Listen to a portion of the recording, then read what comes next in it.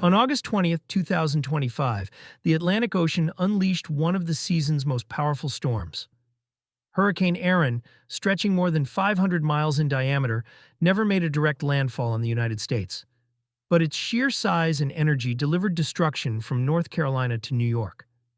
What unfolded was a striking reminder that a hurricane's impact is not measured only by where its eye comes ashore, but by the enormous reach of its winds and waves. In North Carolina's Outer Banks, the storm's approach sent walls of water slamming against fragile dunes, ripping open stretches of Highway 12 and forcing entire sections of the barrier islands to shut down. Waves up to 20 feet high rolled in relentlessly, carving away beaches that had already been weakened by earlier storms this year. Residents described the roar of the surf as a constant thunder, powerful enough to rattle windows miles inland.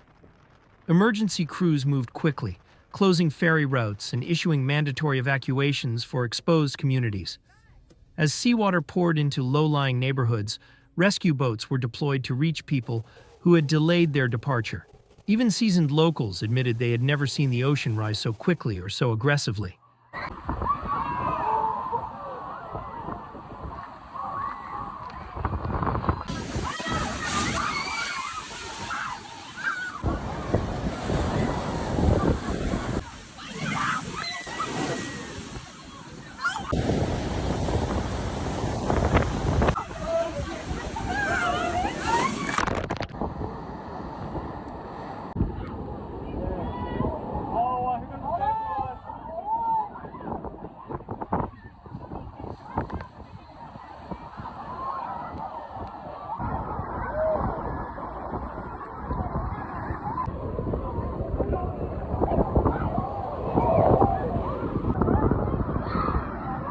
As Erin pushed northward along the coastline, its influence expanded into the mid-Atlantic and New England.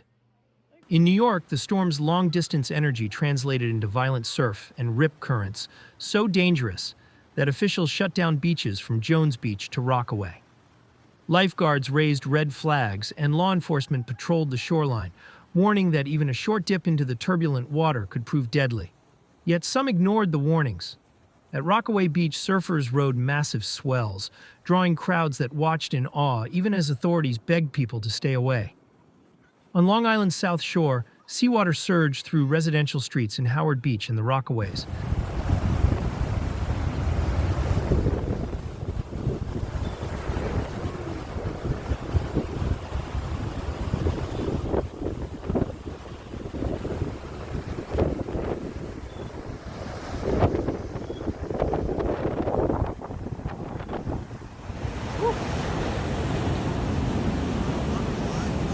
Holy cow.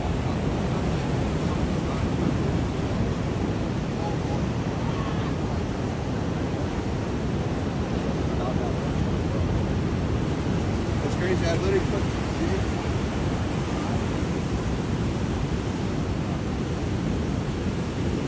That was huge. Leaving cars stranded and storefronts damaged. Restaurants along the boardwalk were battered by waves that poured through their windows, scattering tables and chairs like driftwood. In New Jersey, Governor Phil Murphy declared a state of emergency as coastal flooding overtook roads and submerged neighborhoods.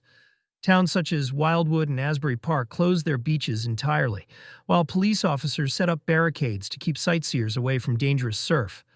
Reports emerged of multiple water rescues, with lifeguards and first responders pulling swimmers to safety after they were swept away by powerful rip currents.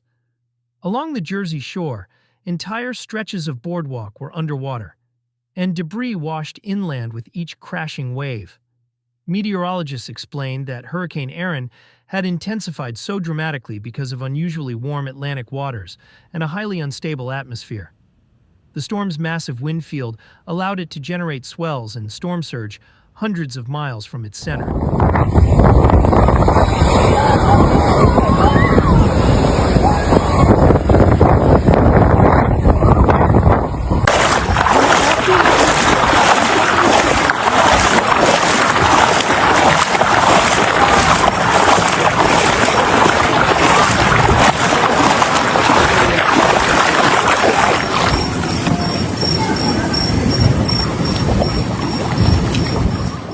without striking land directly, Erin managed to disrupt millions of lives, proving once again that a hurricane's footprint extends far beyond its eye.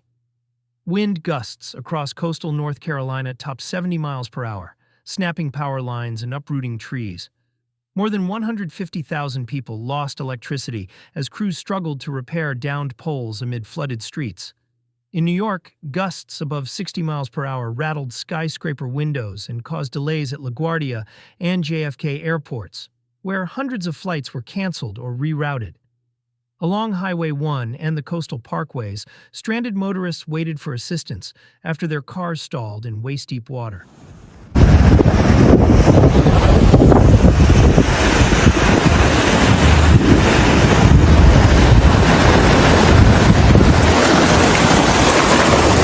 Brother?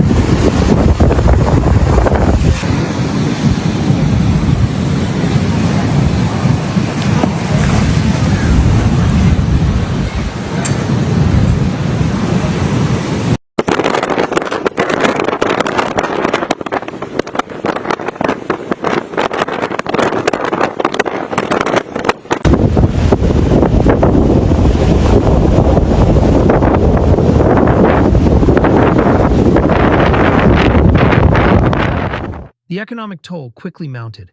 Farmers in eastern North Carolina reported thousands of acres of crops damaged by saltwater intrusion, while tourism businesses along the Atlantic seaboard faced costly repairs. Insurance claims began pouring in, with estimates suggesting damages well into the hundreds of millions of dollars, even though the storm never technically made landfall. Local officials stressed that this should be a wake-up call for residents who think they are safe simply because a hurricane's track remains offshore.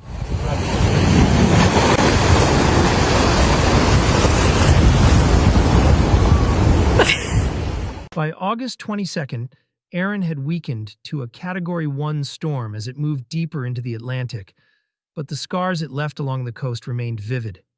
Entire neighborhoods faced weeks of cleanup, rebuilding fences, replacing shattered windows, and pumping water from basements. That's crazy.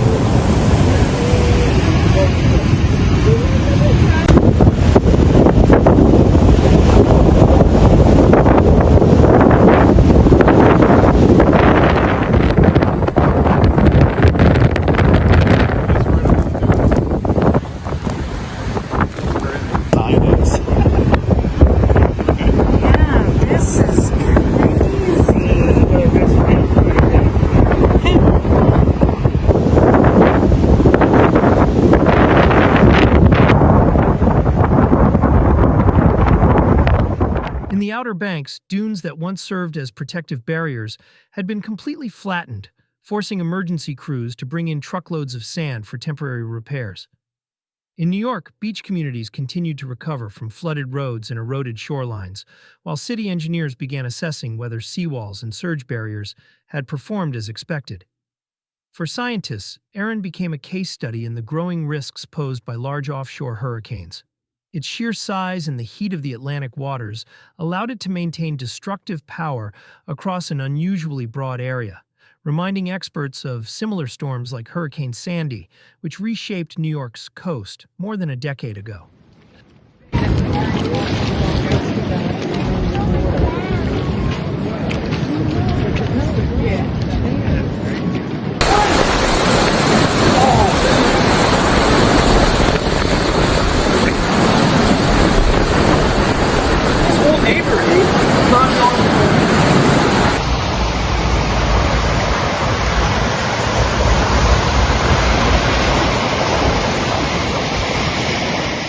The event underscored that preparation for hurricanes can no longer be limited to residents in a projected landfall zone.